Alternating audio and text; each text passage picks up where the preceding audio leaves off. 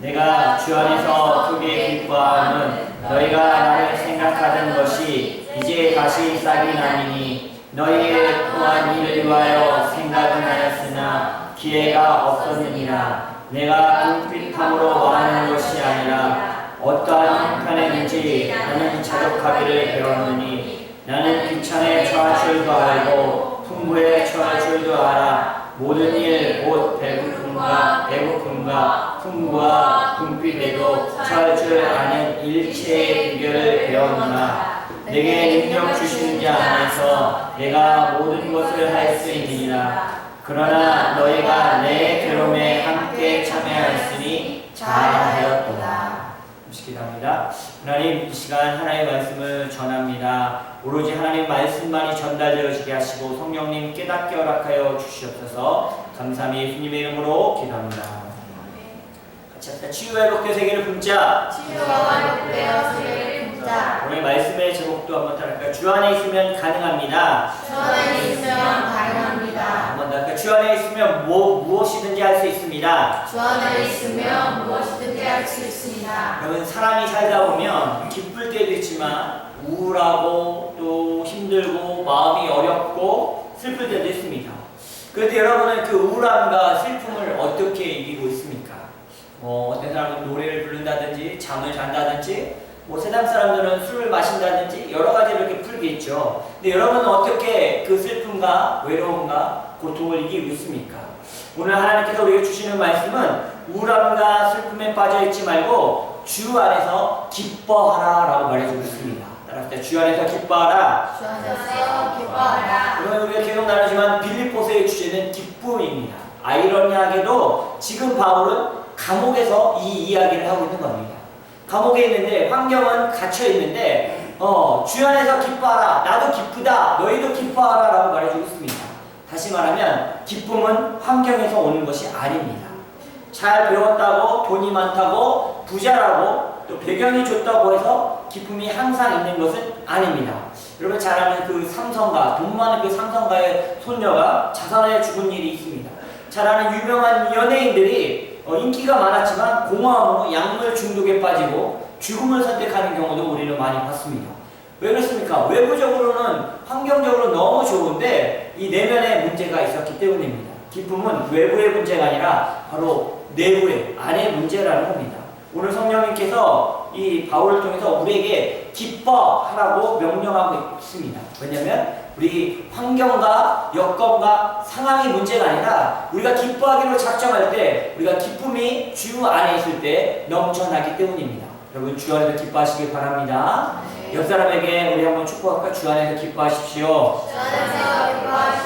자, 10절 말씀 한번 보겠습니다. 보면 10절에 내가 주 안에서 크게 기뻐하면 내가 주 안에서 크게 기뻐하면 그 뒤에가 너희가 나를 생각하는 것이 이제 다시 싹이 남이라 라고 말해주고 있습니다. 바울을 이 빌립보 교회가 물질적으로 도왔어요. 선교 사역에 동참했던 이 교회입니다. 많은 이 교회들을 바울이 이 선교하고 개척을 했지만 사람과 기도로 물질로 도운 교회는 많지 않았는데 빌립보 교회는 특별히 사도 바울에게 선교원을 보내고 물질을 많이 보냈습니다. 그래서 여러분 이 말씀을 때 내가 주 안에서 크게 기뻐하면 라면서 너희가 나를 생각하는 것이 이제 다시 싹이 납니다 라고 말하는 것은 이 여러분 사람이 어떤 곳에 물질을 씁니까? 대부분은 자기가 사랑하는 것에 물질을 씁니다. 그렇지 않습니까? 여러분 저도 연애 시절 생각해보면 사랑하는 애인을 위해서 지금의 부인인 애인을 위해서 돈 쓰는 게 아깝지가 않았어요. 시간 쓰는 게 아깝지가 않았어요. 여러분 만약에 사랑하는 애인이 있고 사랑하는 사람이 있는데 이 사람을 위해서 뭐 쓰는 것이 아까워지기 시작하면 사랑이 식은 겁니다. 잘 보시기 바랍니다. 여러분 사진을 좋아하시는 분들을 보니까 우리가 상상도 못하는 그 카메라, 비싼 카메라를 그냥 사시더라고요. 그리고 카메라 가방도 좋은 걸 삽니다. 이 골프를 좋아하시는 분들 보니까 골프 장갑도 뭐 엄청 좋은 걸 사시고 그 다음에 뭐 아이언이라고 하나요? 그 채도 좋은 걸 삽니다. 저 개인적으로 저는 축구를 좋아하는데 축구화만 보면 와 이거 신상이야 너무 좋아 막 이렇게 삽니다. 네, 대부분 자기가 좋아하고 사랑하는 것에 돈을 쓰게 돼 있다는 겁니다. 여러분 하나님은 사랑하십니까? 다시 한번 보겠습니다. 여러분 하나님 사랑하십니까? 네. 여러분 교회를 사랑하십니까? 네. 여러분 사랑하는 곳에 물질을 쓰게 되어 있어요. 빌립보 교회가 왜 선교 헌금을 바울에게 전달했을까요? 첫 번째는 하나님을 사랑하기 때문입니다. 복음을 전하는 일에 동참하기 위해서죠. 두 번째는 이 선교사, 이 사도 바울을 사랑하기 때문입니다. 그래서 그 물질을 썼다는 거죠. 그러므로 여러분 우리가 하나님을 사랑하고 교회를 사랑하고 복음을 사랑한다면 무엇보다도 그것에 물질을 흘려보내는 것이 당연하다는 겁니다. 여러분 사랑하는 곳에 여러분 많은 것을 나누게 되었다는 겁니다. 따라합시다. 물질이 있는 곳에 물질이 있는 곳에 마음이 있다. 마음이 있다. 우리 마태복음 16장 19절 21절 한번 같이 읽을까요? 시작. 너희를 위하여 보물을 땅에 쌓아두지 말라. 거기는 종과 동룩이 해하며 도둑이 구멍을 뚫고 도둑질하느니라. 오직 너희를 위하여 보물을 하늘에 쌓아두라. 거기는 종이나 동룩이 해하지 못하며 도둑이 구멍을 뚫지도 못하고 도둑질도 못하느니라. 내 보물이 있는 그곳에 내 마음도 있느니라. 이 말은 뭐냐면 여러분이 하나님께 마음을 두고 있느냐, 하나님의 나라를 바라보고 있는가, 이 땅을 더 사랑하고 있는가. 우리 땅 살아가다 보면 우리가 써야 될 것들이 많이 있습니다. 그런데 그거보다 더 가치 있는 하나님의 나라와 그리고 이 복음 증거를 위해서 여러분이 그 물질을 쓰고 있는지 한번 돌아봐야 된다는 겁니다. 10년 전에 그 새생명교회, 부천의 새생명교회, 저희 누님이 담임이 그 새생명교회에서 유스 아이들을 데리고 중고등부 아이들 6명을 데리고 집사님들, 작은 교회였는데 집사님들, 전사님들이 같이 왔어요. 네, 이 캐나다까지 오기가 쉽지 않죠. 근데 그분들이 어떻게 했냐면 그 아이들이 보면 부모님이 두 분 다 없는 아이도 있었고 할머니랑 같이 사는 아이도 있었고 엄마랑 사는 아이도 있었고 아빠랑 사는 좀 가난하고 좀 연약한 아이들이었어요. 이 아이들이 여행이라고는 해본 경험도 별로 없습니다. 그런데 그 작은 교회에서 이 아이를 사랑하는 마음으로 집사님들이, 전도사님이, 목사님이 2년 동안 돈을 모은 거예요. 어떤 분은 적금을 깨고 어떤 분은 어떤 보너스 탕을 모아갖고 그 아이들의 평값을 내어주고 그 아이들에 의해서 여행할 수 있는 그 경비를 마련해서 같이 온 겁니다. 그걸 볼 때 우와, 어떻게 이런 일이 일어날 수 있을까? 그것은 아이들을 사랑하기 때문에 그 아이들이 예수님께로 복음을 받아들이고 예수님을 믿고 그렇게 되기 위한 영혼을 사랑하는 그 마음으로 그 귀한 물질을 흘려보냈다는 겁니다. 여러분 저도 우리 교회가 이 선교하는 일에 참 열심히 하고 있지 않습니까? 우리도 큰 교회는 아니지만 여러 명의 선교사님께 선교를 보내고 있고 2년 전에는 케냐 선교사 수련회 가서 또 이렇게 선교사님들을 섬기고 그들이 맛있는 음식 먹고 호텔에서 쉬면서 또 예배 드릴 수 있는 기회를 드렸는데 또 이제 5월에 우간다를 갑니다. 우간다 갈 때도 상당히 많은 돈이 필요하죠. 근데 지금 2년 동안 같이 집사람과 함께 또 여러분이 또 같이 기도하면서 이렇게 모았어요.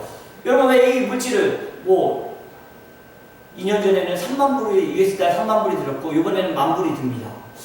1만 불이 있다면 여러분 뭘 하겠습니까? 예, 나를 위해서도 많이 쓸 수 있겠지만 저는 이게 선교사님들을 위해서 쓴다는 게 너무 행복합니다. 왜? 선교사님들을 사랑하고 복음을 전하시는 그분들을 사랑하기 때문에 결국은 하나님을 사랑하는 그 마음이 있기 때문에 그것에 물질을 쓰는 것이 하나도 아깝지 않고 행복하다는 겁니다. 여러분은 어떻습니까? 여러분은 어떤 곳에 물질을 쓰고 있습니까? 11절 말씀 다시 한번 읽어볼까요? 11절 읽어봅시다. 시작. 내가 궁핍함으로 말하는 것이 아니니라. 사도 바울이 돈이 부족해서 하는 이야기가 아니다. 너네가 나에게 후원을 줬다고 해서 그것 때문에 하는 이야기가 아니다 라고 말하고 있습니다. 이 이야기는 뭐냐면 어떻게 해야 하나님께 복을 받고 영적인 축복이 임하는지를 내가 너에게 말려주는 거야.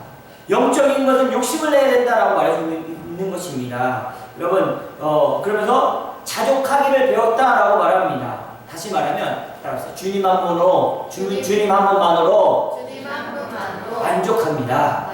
그러니까 타협했다는 거죠. 예. 고난에도 처해보고 아픔에도 처해보고 좋은 것도 먹어보고 좋은 것도 대접받아서 다 했지만 그곳에서 내가 깨닫는 것은 뭐냐면 자족하는 것을 배웠다. 스스로 만족하는 것을 배웠다는 거예요. 다시 말하면 주님 한 분만으로 감사합니다라는 고백이 있었다는 거예요. 무엇을 하든지 어디 있든지 주님과 함께면 행복하다는 거예요. 그래서 사도 바울은 감옥에 있으면서도 나는 만족한다. 주님이 여기 계시고 내가 하나님을 섬기고 있고 이 감옥에 있지만 복음을 전해서 이 일이 얼마나 행복한 일인지 아니? 라고 빌립보 교회를 향해서 이야기하는 것입니다. 저와 여러분도 주님 한 분만으로 만족하는 삶이 되시길 바랍니다. 12절 자족하기를 배운 바울의 삶에 대해서 12절을 한번 같이 다시 한번 읽어보겠습니다. 시작. 나는 비천에 처할 줄도 알고 풍부에 처할 줄도 알아. 모든 일, 곧 배부름과 배고픔과 풍부와 궁핍에도 처할 줄 아는 일체의 비결을 배웠노라. 비천에 처할 줄도 알고 풍부와 배부름과 배고픔과 이 궁핍에도 다 이 모든 상황을 겪고 나서 바울이 고백하는 게 일체의 비결을 배워노라. 우리 인생을 살다 보면 여러분이 이 해외에 살다 보면 어려운 일들이 많잖아요. 외국인 노동자로 살아가는 거잖아요. 어렵잖아요. 힘들잖아요. 또 막 마음 상할 일 많잖아요. 또 근데 사역자들도 또 일 나가야 되는데 뭐 주변에 있는 사람들도 어려움 당합니다. 근데 이 바울의 고백처럼 이 나는 비천에 처할 줄도 알고 풍부에 처할 줄도 알고 배부름과 배고픔과 풍부와 궁핍에 처할 줄도 아는 일체의 비결을 배우노라. 그런 삶을 통해서 내가 이 모든 것을 이길 수 있는 비밀을 알게 됐다라는 겁니다. 가난한 자들과 가난한 자리가 불편하지 않고 때로는 주시는 축복의 자리도 누릴 수 있는 은혜가 있다는 겁니다. 여러분이 가난에 처해보고 어려움에 처해보면 가난한 자들과 함께 있는 것이 불편하지가 않습니다. 어렵지가 않아요. 그리고 마음 상한 자들과 어려웠던 자들과 함께 있는데 그 과정을 넘어온 사람은 같이 위로해 줄 수 있어요. 동진감을 가질 수 있다는 거죠. 그래서 선교지에서 있을 때 소똥집에서도 잡았습니다. 네, 소똥집 집 안에 화장실이 있는 게 아니라 화장실 안에 집이 있는 소똥 가운데 집이 있는 거기서도 잡았고 불편하게도 잡았어요. 근데 어느 때는 좋은 5성급 별 5개짜리 호텔에도 잡았습니다. 근데 그게 여기서 좋았고 이게 나빴다가 아니라 그냥 주 안에서 자유한 거예요. 행복한 거예요. 바울이 고백하는 것은 이겁니다. 배고파도 감사하고 배불러도 감사하고 맞아도 감사하고 누려도 감사하다라는 겁니다. 그래서 우리는 이렇게 말을 해야 되는 겁니다. 주 안에 있으면 자유하고 행복하다. 그래서 소유라는 것은 얼마나 가지고 있는가가 우리를 기쁨을 주는 게 아니라 소유의 문제가 아니라 우리 안에 주님이 있느냐가 더 중요하다는 겁니다. 따라합시다. 행복이란 소유가 아니라 누리는 것이다. 우리에게 진정한 행복은 예수님을 누리는 것입니다. 우리 한번 그림을 보면 이 네잎클로버와 세잎클로버가 있는데 여러분 네잎클로버의 꽃말은 행운이라는 뜻입니다. 그렇지 않습니까? 행운. 잘 아시는 나폴레옹이 네잎클로버를 보고 신기하다고 고개 숙였는데 총알이 뒤로 지나가서 그 이야기를 해서 네잎클로버는 행운을 의미합니다. 근데 세잎클로버의 꽃말의 뜻은 뭔지 아십니까? 행복이라는 겁니다. 근데 우리 인생을 보면 우리 사람들이 이 행운을 찾기 위해서 이 네잎클로버를 찾기 위해서 세잎클로버 행복을 밟고 지나다닌다는 거죠. 진정히 더 중요한 거는 행운보다 행복이 우리에게 있어야 된다는 거예요. 그러니까 우리에게 좋은 환경과 좋은 어떤 것들이 우리 주변에 있는 것보다 내가 주님과 함께 행복해하는 것이 더 소중하다는 것을 깨달아야 된다는 겁니다. 그것을 오늘 바울은 이야기하는 거예요. 내가 모든 일체의 비결을 배우노라. 네. 그래서 여러분 자족하는 거, 스스로 기뻐하는 거, 여러분 이거는 어떤 환경과 주변에서 오는 것이 아니라 내 안에 계신 예수님과 동행하느냐 그렇지 않느냐에서 온다는 겁니다. 여러분 주님 안에 행복하십니까? 네. 행복하시길 예수님의 이름으로 축복합니다. 그것은 주님을 누리고 있기 때문입니다. 어떤 상황에서도 기도할 수 있고 듣고 계신 하나님이 계시고 기도하면 우리를 도와주신다는 믿음이 있기 때문이에요. 여러분 너무 좋은 게 우리는 기도할 수 있습니다. 근데 그 기도를 하나님이 듣고 계신다는 거예요. 어려울 때, 힘들 때, 고통스러울 때 우리는 기도할 수 있고 그 기도를 하나님이 듣고 계신다니까 얼마나 행복하고 즐거운 일입니까? 우리 13절 말씀 한번 같이 읽을까요? 시작. 내게 능력 주시는 자 안에서 내가 모든 것을 할 수 있느니라. 참 좋아하는 말씀들 아닙니까? 이 구절은 많은 성도들이 좋아합니다. 한번 더 고백합시다. 내게 능력 주시는 자 안에서 내가 모든 것을 할 수 있느니라. 이렇게 보면 영어 성경에도 나와 있고 나를 강하게 하시는 그분을 통해서 내가 모든 것을 할 수 있습니다. 있습니다라는 고백의 그 뜻 아닙니까? 그래서 우리는 이 말을 가지고 많이 씁니다. 아, 내게 능력 주시는데 나 뭐든지 할 수 있어. 그런데 이 13절이 나오기 전까지는 12절과 11절이 있었다는 거예요. 고난도 당하고 고통도 당하고 배고픔도 당하고 어려움도 당했던 그 삶을 통해서 내게 능력 주시는 자에서 모든 것을 할 수 있다라고 고백하는 거예요.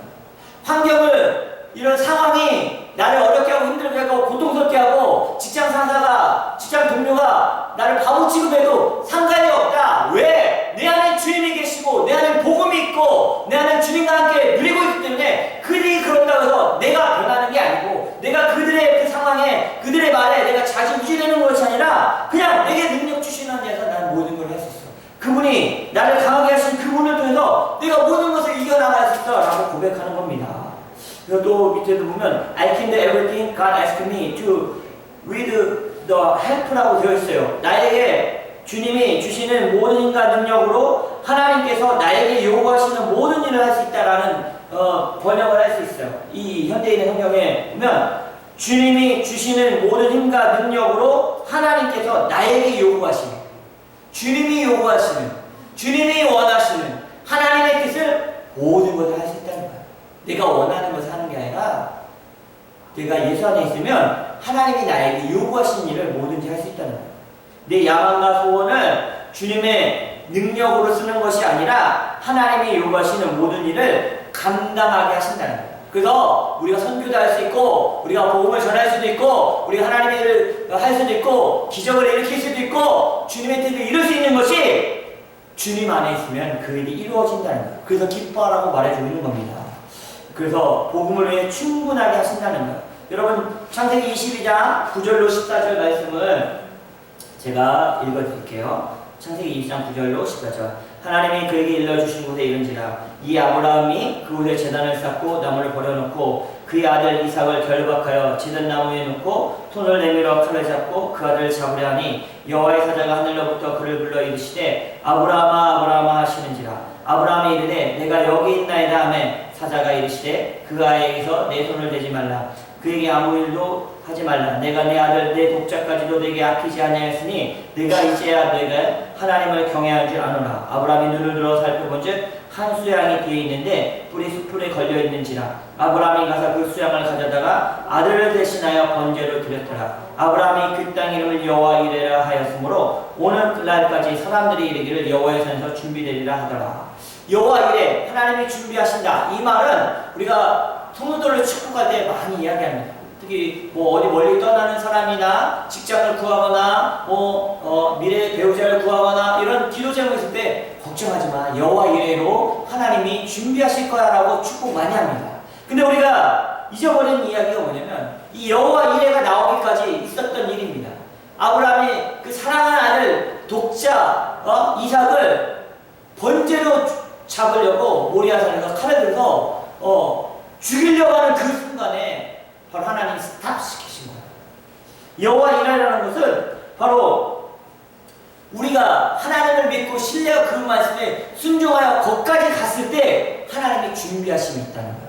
난 아무것도 안 하고 나는 기도도 안 하고 준비도 안 하고 헌신도 안 하고 내가 주님을 신뢰하지도 않고 불평과 불만과 그것도 살아가는데 거기에 여호와 이레의 하나님이 준비되는 것이 아니라 주님의 말씀에 순종하여 안 될 수 있는 상황이고 못할 수 있는 상황이지만 그냥 순종하여 걸어갔을 때 하나님의 말씀이기에 끝까지 갔을 때 하나님께서는 여호와 이레로 준비하신다는 겁니다. 그래서 여러분 기뻐라고 하는 것은 뭐냐면 우리에게는 끝까지 믿으면 하나님의 도우심이 분명히 있기 때문입니다. 그리고 마지막에 14절에 이렇게 말해주고 있습니다. 그러나 너희가 내 괴로움에 함께 참여했으니 잘하였도다. 너희가 내 고난에 동참하였다. 믿음의 동지라는 거죠. 고난을 함께 지냈다는 거죠. 고난을 당한 끈끈한 정이 있다는 거예요. 우리 세품교회가 그런 교회 아닙니까? 어렵고 힘든 시간을 같이 기도하며 손잡고 넘어가지 않습니까? 여러분, 제가 이제 손가락 수술을 하고 나서 이제 8주가 지났는데도 아직도 아픕니다. 이게 왜 이렇게 오래 갈까 했더니 그동안 깊게 오래 아팠던 부분이기 때문에 수술이 돼도 회복 시간이 오래 걸리는 것입니다. 여러분, 우리가 믿음으로 살아가지만 때로는 어떤 고통들이 오래 우리를 힘들게 하는 것들이 있지 않습니까? 여러 가지 일들이 있어요. 그래서 내가 이 아픔과 이 고난에 길게 가서 주님이 치유하시고 생각하지만 그 시간이 오래 걸릴 수도 있습니다. 그런데 우리는 이 태풍교회가 3년 동안 또 이렇게 어려운 가운데서 같이 우리 성도들이 같이 울어주고 기도해주고 지금 잘 이렇게 믿음으로 나아가고 있지 않습니까? 그래서 이 바울의 말처럼 우리 성도들에게 이 얘기를 같이 해주고 싶어요. 너희가 내 괴로움에 함께 참여했으니 잘하였도다. 이 말은 뭐냐면 하나님이 알고 계신다는 뜻입니다. 하나님이 여러분을 보셨다는 겁니다. 그럼 끝이지 않습니까? 그래서 기쁨이 일어나지 않습니까?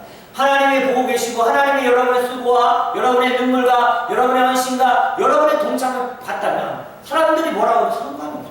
감옥에 있어도 상관이 없는 거예요. 왜? 하나님이 내 수고를 보셨고 하나님이 내 눈물을 보셨고 하나님이 내 스토리를 다 알고 계신데 뭐가 두렵고 사람들이 말하는 것이 뭐가 얼마나 중요합니까? 여러분, 그럼 우리는 기뻐할 수 있습니다. 그래서 우리는 이렇게 고백하는 거예요. 내가 주 안에 있으면 다 가능합니다. 주 안에 있으면 뭐든지 할 수 있습니다라는 고백이 나오는 겁니다. 그래서 이 사도 바울의 고백처럼 주 안에서 뭐든지 할 수 있는 저와 여러분 되시길 예수님의 이름으로 축복합니다. 오직 주의 사랑에 매여 같이 합니다.